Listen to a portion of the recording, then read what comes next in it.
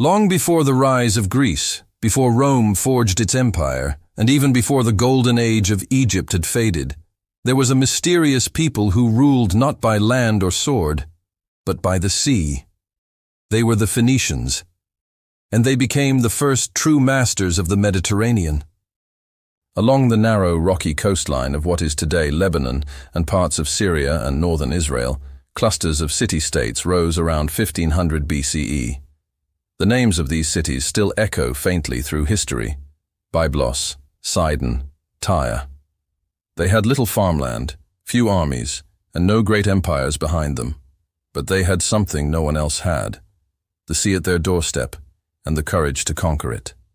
While other ancient peoples feared the open waters, the Phoenicians embraced it. They built sleek wooden ships of cedar, the prized timber from the forests of Lebanon, with curved hulls and tall prows that could cut through waves like knives. They perfected the art of sailing by the stars, learning the winds, currents, and hidden rhythms of the Mediterranean. At first, they were traders. They carried cedar wood, olive oil, glass, wine, and intricately dyed textiles. But they became more than merchants. They became connectors. Their ships became the lifelines of the ancient world, stitching together Egypt, Mesopotamia, Anatolia, Greece, and beyond. The Phoenicians carried not just goods but ideas, new tools, stories, art, and gods. They turned the Mediterranean into a single cultural network centuries before anyone else dreamed of such a thing. They were also masters of mystery.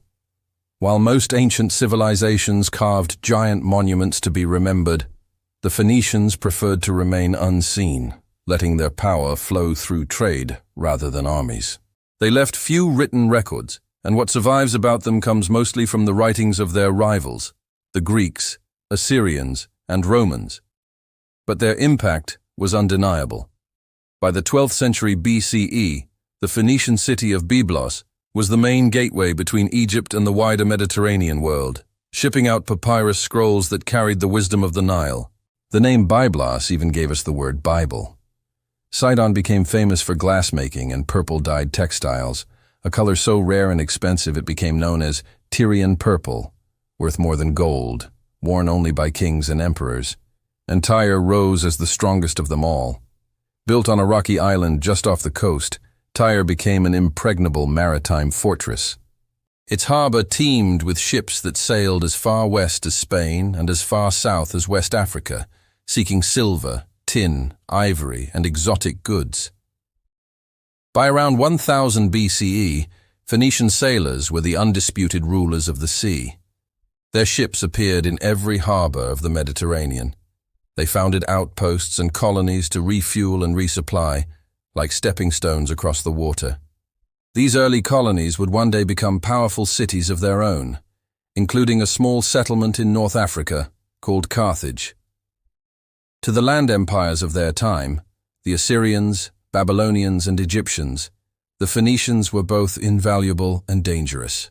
These empires needed Phoenician ships to carry their goods, but they feared how wealthy and independent the sea people had become. Several times, Assyrian kings marched on Phoenician cities, demanding tribute. And yet the Phoenicians always returned to the waves. No army could hold the sea. They were the invisible empire. An empire without borders, without legions, without kings carved in stone. They measured power not in land conquered, but in horizons crossed. And though history has nearly forgotten their names, their wake stretched from one end of the ancient world to the other. The Greeks would later call them Phoenikes, the purple people, after their royal dye. But to their rivals, they were simply the lords of the sea. This was only the beginning. The Phoenicians would not stop with trade. They were about to build the greatest maritime network the world had ever seen, and yet never call it an empire. They were masters of the sea and ghosts of history.